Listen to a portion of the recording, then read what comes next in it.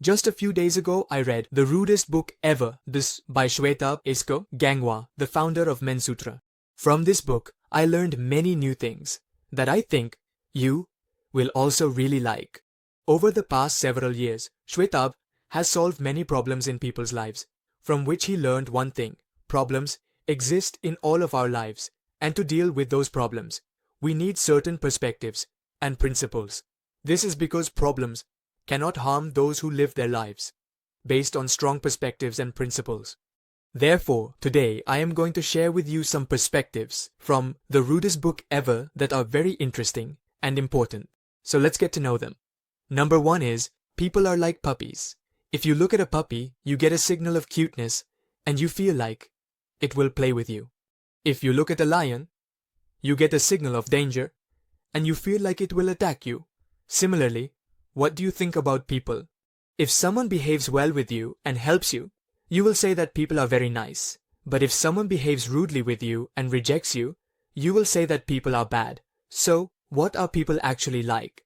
Some of you might say that people are complicated and we can never understand them.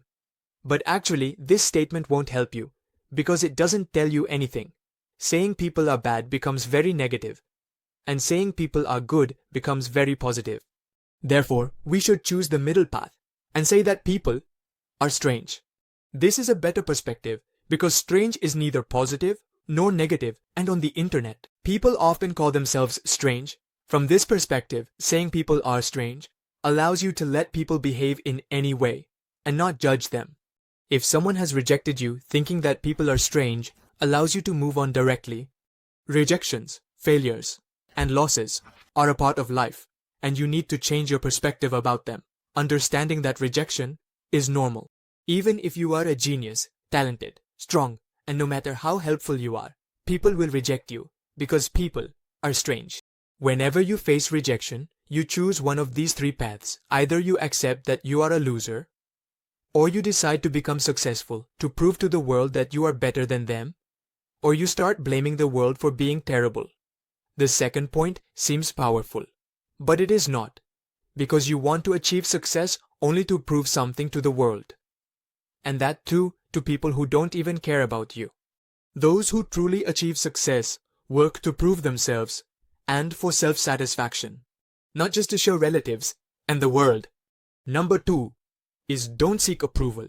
When we are young, we let others decide whether we are excellent at something or not. For example, you know you performed well in an exam, yet you wait for the teacher's appreciation. Because for you, the teacher's appreciation is more important than self-satisfaction, meaning you give the teacher the power to tell you whether you have the capability or not. We grow up, but this habit doesn't go away, and we become more dependent on others' approval than on self-satisfaction. We want to do something in life, but we don't know what that is. So, we start doing what the people whose approval we seek like, and in this way, we lose our own identity. Number 3. Satisfaction, not happiness. The reason for most of our actions is happiness. We never understand the difference between satisfaction and happiness. We find happiness in watching movies, partying with friends, and spending time, but we don't find satisfaction. We don't realize that self-satisfaction is what brings us peace, and happiness is its byproduct, like ignoring movies and parties. If you decide to complete a project, and after a lot of hard work, the satisfaction and peace you get from successfully completing the project is far greater than the happiness from movies and parties. Therefore, we should change our way of working, meaning we should ignore momentary happiness and choose long-term satisfaction. Number 4. You are a nation, or we should see ourselves as one nation. You are one nation, and other people are other nations. Your parents, friends, etc. are neighboring nations. You are the president of your nation, and your moral codes and ethics are the constitution. Your self-control is the security forces, and the desires and urges that disturb your nation are terrorists. If you want to advance your nation, you need to exercise self-control, meaning you have to use your security forces to control and eliminate the terrorists, i.e., desires and urges, and at the same time, you need to strengthen your moral codes and ethics for your self-respect. You wouldn't want any foreign nation to come and rule over your nation. This means You have to become the authority of your own nation and choose what is right and wrong for you. Number 5. Admire, never follow. In this world, there is no person with whom you agree 100% on everything. There is no person with whom you disagree 100% on everything. And there is no person from whom you cannot learn something new. But we have a habit of simplifying things.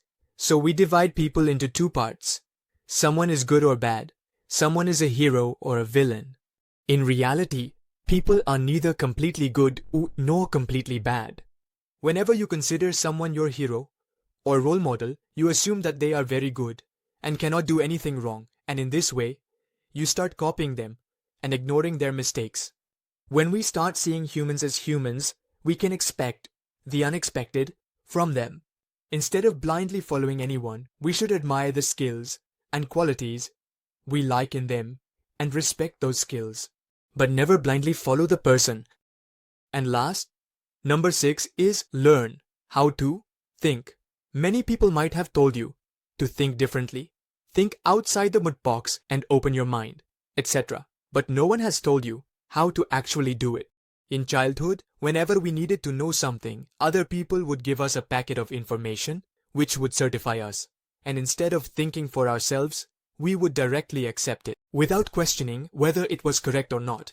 And even today, our habit is the same, that we ignore our own capacity to think and have become dependent on packets of information. Because information is available at a single click today. If we don't get a kick from a piece of information, we start looking for other information. Instead of thinking for ourselves, we have become experts at searching for some magical information, hoping that it might solve our problem.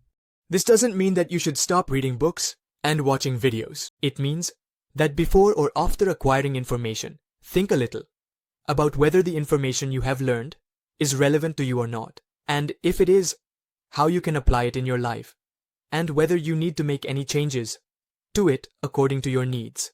Because sometimes we cannot apply certain things exactly as they are.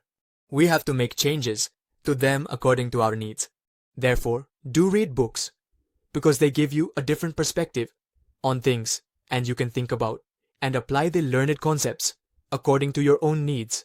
And to summarize all the points, don't have too many expectations from people, because people are strange. Second, trust yourself more than the approval of others. Third moment is happiness. Choose long-term self-satisfaction over momentary happiness. Fourth, see yourself as a nation. The fifth point is, do not follow anyone blindly. Admire only the qualities you like in others. And the last point, before searching for any solution, develop the habit of thinking a bit on your own. All these points are from Shwetabh, Gangwar's latest and best-selling book. I learned from the greatest book ever, and it contains many other helpful insights. Therefore, I highly recommend that you buy and read this book at least once. It presents very good perspectives that will give you a different way of looking at life, problems, and people.